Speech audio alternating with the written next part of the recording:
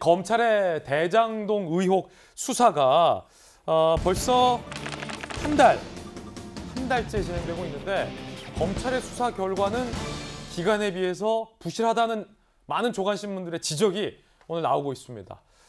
황 사장에 대해서 저희 채널A가 황 사장과 유한기 씨의 사표 종용 관련 녹취록을 단독 입수해서 보도해드렸죠. 검찰이 황 사장을 다시 불러서 의견을 들었습니다. 그 황 사장이 귀가하면서 취재진 앞에 언론 앞에 모습을 드러냈습니다. 황 사장입니다. 공모지침서에서 초과이익 환수 조항 삭제된 거랑 그 공사 이익이 바뀐 부분 뭐 이런 부분 조사하셨다고 아니 전반적으로 뭐 하여튼 공모지침서를 제시하거나 한 게 있나요? 검찰 쪽에서? 없어요. 그런 내용 거 같은 없어요. 거는? 그냥 설명만 제가 했어요. 어떤 설명인지? 아니 공모지침서 내용이 아니고 오늘 아니면 사퇴 과정에 있었던 예. 사퇴 과정 예.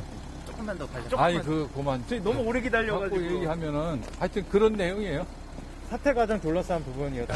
저 억울한 부분이 많다 뭐 그런 거예요. 예 그렇습니다. 예. 자, 저희 녹취록 보도로 이 부분도 역시 이재명 후보 측과 야당 측의 논쟁과 설전이 있었습니다. 각각의 입장에 대해서 저희 채널A와 저희 김제 돌직구쇼는 균등하게 소개를 해드리고 나오신 패널들의 의견도 모두 다 각자의 입장에 대해서 저희가 충실히 보도해드리려고 노력을 하고 있다는 점 말씀드리겠고요.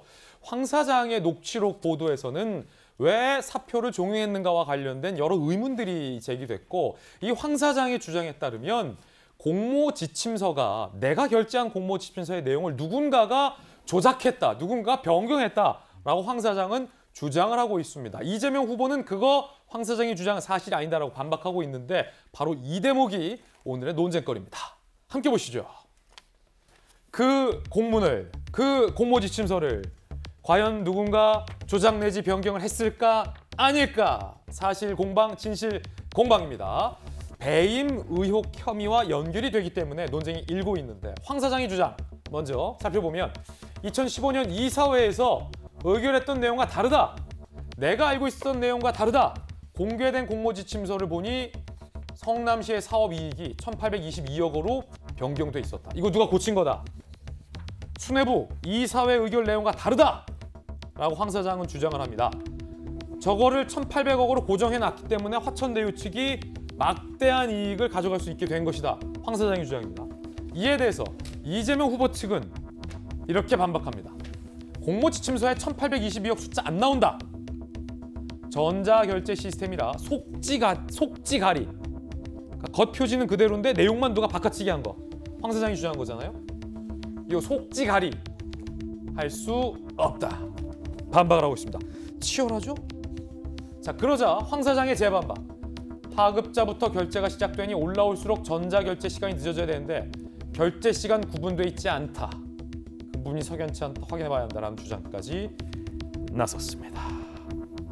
자, 요거는 우리 또 언론인 출신, 기자 출신의 김수영 교수님의 의견 좀 한번 들어봐야 되는데 양측의 주장의 핵심이 뭡니까? 뭐가 다른 거죠? 그러니까 황무성 사장은 당초 자신이 결제했던 공모지침서에는 1,822억으로 어떻게 보면 성남시의 수익이 고정된 게 아니었다. 당초 원래 황무성 사장은 이런 식으로 고정된 수익을 성남시가 가져가게끔 설계되는 거에서 반대했던 것으로 알려져 있잖아요. 그래서 자기는 원래 성남시가 50% 이상의 수익을 가져가는 것을 찬성했었고 자기가 결제한 문서도 그런 내용이었는데 지금 보니까 최종적으로 지금 수사가 들어가고 있는 그 결제 문서를 보니 고정적으로 이익이 그냥 확정되어 있는 거더라. 그렇기 때문에 내가 결제한 게 아닌 것 같다. 아무래도 중간에 내용이 바뀐 것 같다라는 식으로 누군가가 일부러 바꿨다는 거죠. 그런 거를 이제 황무성 사장실에서 주장하고 있는 것이고 지금 이재명 후보 측에서는 당초 공모지침서에 그렇게 수익 액수가 1,822억으로 확정되어 있지 않았고 사실 전자결제이기 때문에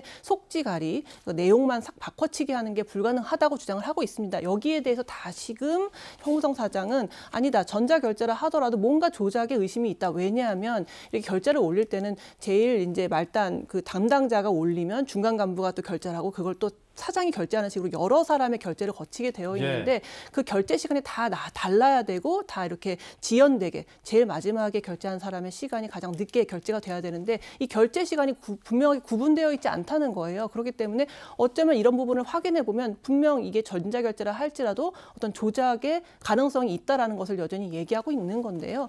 사실 지금 여러 가지 정황을 볼 때 물론 뭐 앞으로 수사가 더 진척돼야 하겠습니다만 지금 여러 가지 이런 설계 자체에서 인위적인 조작이 있었고 어떻게 보면 어쨌든 성남시가 공익이 더 환수되지 못하고 적은 돈만 가져가고 나머지의 막대한 돈이 민간업자에게 가게끔 여러 가지로 조작된 혹은 설계된 일부러 그렇게 만들어진 정황들이 속속들이 나오고 있고 또 증인들도 계속 나오고 있잖아요. 이런 것들을 어떻게 보면은 지금 이재명 시장 당시 성남시장이 뒤에 있었던 것이 아니냐는 것에 대한 의혹이 점점 더 커지는 방향으로 계속 이제 사실들이 불거져 나오고 있습니다. 또 주장들이 나오고 있고요. 그래서 이 부분에 대해서 좀 검찰이 빨리 좀 수사에 속도를 내고 확실한 수사를 해야 되는데 자꾸 이게 수사도 늦어지고 별로 성과도 없고 지금 더디게 돌아가는 입장이다 보니까 당연히 국민들 입장에서는 특검 빨리 하자라는 얘기가 나올 수밖에 없는 상황입니다. 자, 그럼 손정희 변호사님, 이 같은 논쟁이 이재명 후보의 배임 의혹으로 거론되는 이유는 뭡니까, 법적으로?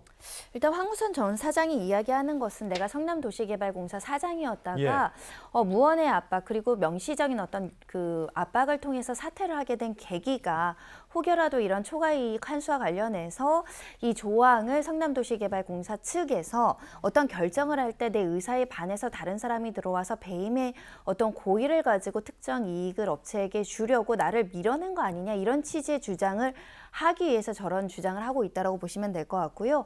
검찰도 지금 유동규 전 본부장이라든가 김만배 씨에 대한 그 구속영장 청구할 때 배임죄를 이제 그 범죄 사실로 기재를 했지만 김만배 씨 이제 구속영장 청구에서 배임 혐의가 이제 소명이 부족하다라고 이제 기각된 전례가 있기 때문에 배임 혐의가 적용되기 위해서는 성남도시개발공사에 손해를 입히고 하천대유 등에 이제 특혜를 입혔고 특정인이 특정 목적을 가지고 계약 구조를 짰다 그렇게 그게 입증돼야 되지 않습니까? 그러다 보니까 이제 황 전 사장의 진술이 필요한 상황이고 사태의 어떤 동기, 원인이 무엇인지를 이제 밝혀내는 게 굉장히 중요한 시점인데, 근데 앞서서 보신 것처럼 뭐 전자결제 뭐 내가 한 게 아닌 것 같다라든가 모르는 조항이 있었다라든가 이런 주장은 사실은 굉장히 수사로서 밝히기 굉장히 쉬운 겁니다.